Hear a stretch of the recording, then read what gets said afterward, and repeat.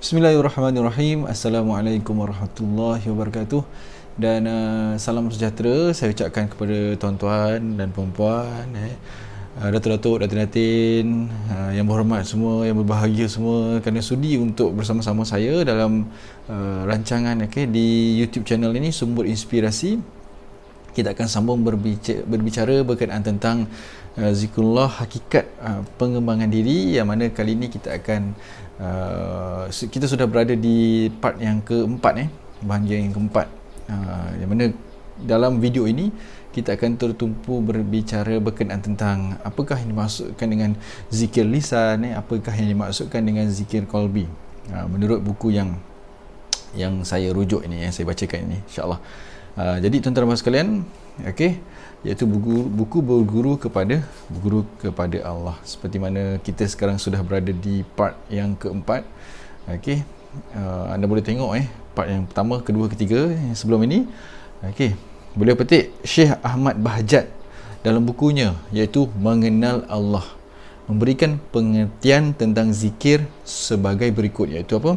Zikir secara lisan seperti menyebut nama Allah berulang-ulang. Zikir secara lisan, contoh.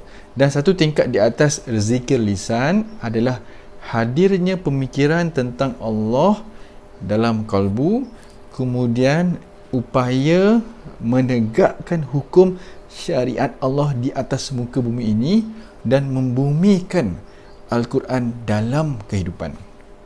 Juga termasuk zikir adalah memperbaguskan kualiti amal sehari-hari kita dan kemudian menjadikan zikir kita ini sebagai pemacu kreativiti baru dalam bekerja dengan mengarahkan niat kepada Allah lillahi ta'ala. Jadi kalau kita tengok, menurut Syekh Ahmad Bahjat ini dalam bukunya Mengenal Allah,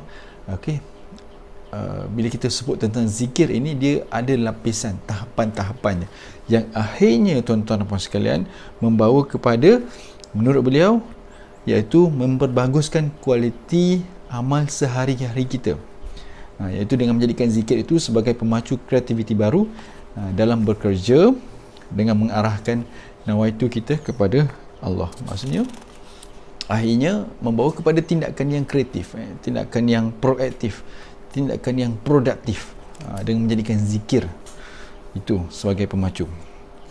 Jadi seterusnya, sebahagian ulama yang lain membahagikan zikir itu menjadi dua, iaitu zikir dengan lisan, dan zikir di dalam hati. Zikir lisan merupakan jalan yang akan menghantarkan fikiran dan perasaan yang kacau ini menuju kepada ketetapan zikir hati. Kemudian dengan zikir hati inilah semua kedalaman rohani ini akan kelihatan dengan lebih luas, sebab dalam wilayah hati inilah Allah akan mengirimkan pengetahuan berupa ilham, menurut beliau. Maksudnya daripada zikir lisan pergi kepada zikir hati. Dia akan zikir lisan itu akan menghantarkan fikiran dan perasaan yang kacau ini menuju kepada ketetapan zikir hati. Kemudian dengan zikir itulah semua kedalaman rohani kita itu akan kelihatan lebih luas, sebab dalam wilayah hati ini Allah akan mengirimkan pengetahuan berupa ilham, menurut beliau. Jadi boleh petik daripada Imam Al-Qushairi. Imam Al-Qushairi mengatakan bahawa jika seseorang berzikir dengan lisan dan hatinya, bererti dia adalah seorang yang sempurna dalam sifat dan tingkah lakunya. Itu daripada Imam Al-Qushairi. Zikir kepada Allah bermakna bahawa manusia itu dia sedar akan diri dia yang berasal daripada siapa? Daripada Sang Khalik, Sang Pencipta, yang menciptakan, yang Maha menciptakan, yang senantiasa mengawasi segala perbuatan yang dilakukan. Dengan demikian, manusia tersebut mustahil akan berani berbuat curang dan maksiat di hadapan Allah Subhanahu Wa Taala, iaitu orang yang itulah zikir kepada Allah, menurutnya. Zikir bererti kehidupan, kerana manusia ini adalah makhluk yang akan fana, iaitu yang akan binasa. Sementara Allah SWT sentiasa hidup, sentiasa melihat, sentiasa berkuasa, dekat dan maha mendengar. Sedangkan menghubungkan hati, iaitu zikir dengan Allah, berarti menghubungkannya dengan sumber kehidupan, iaitu Al-Hayyu. Yang mana tuan-tuan sekalian, dalam hadis riwayat Bukhari disebut, menurutnya sabda Rasulullah sallallahu alaihi wasallam, perumpamaan orang-orang yang berzikir dengan orang-orang yang tidak berzikir seperti orang yang hidup dengan orang yang mati. Itulah tuan-tuan sekalian, gambaran zikir yang dituturkan oleh Rasulullah sallallahu alaihi wasallam, bahawa zikir kepada Allah itu bukan sekadar ungkapan sastra, bukan sekadar ungkapan nyanyian, bukan sekadar hitungan-hitungan lafaz semata-mata, melainkan itulah suatu hakikat yang diyakini di dalam jiwa kita dan merasakan kehadiran Allah di segenap keadaan, serta berpegang teguh dan menyandarkan hidup dan mati kita untuk Allah semata-mata. Jadi kalau kita faham ni, maksudnya zikir itu bukan sekadar di dalam dilafazkan keluar daripada mulut kita, bukan sekadar hitungan, bukan sekadar tasbih itu bergerak, tetapi melainkan itulah hakikat yang diyakini di dalam jiwa kita, merasakan kehadiran Allah Subhanahu wa taala. Jadi firman Allah Subhanahu wa taala, surah Al-A'raf surah ke-7 ayat 205. Maafkan saya kalau ada guru-guru tajwid yang mendengar bacaan saya ini, mohon pembetulan. Bismillah.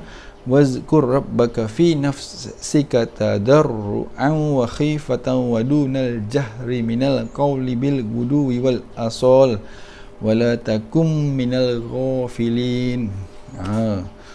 Surah Al-A'raf surah ke-7 ayat 205, maksudnya, dan sebutlah yakni nama Tuhanmu dalam hatimu dengan merendahkan diri dan rasa takut, dan dengan tidak mengeraskan suara di waktu pagi dan di waktu petang, dan janganlah kamu termasuk orang-orang yang lalai.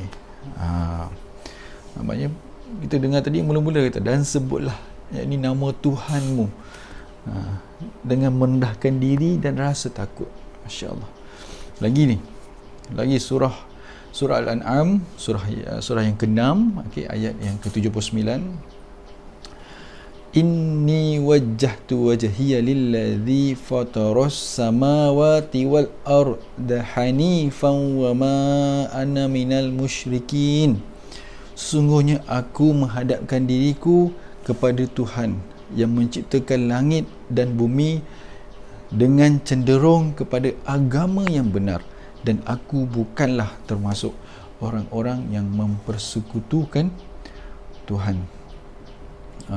Jadi ada pun hitungan-hitungan lafaz seperti membaca Asmaul Husna, membaca Al-Quran, solat, haji, zakat dan lain-lain merupakan bahagian daripada saranan zikrullah, iaitu mengingat akan Allah.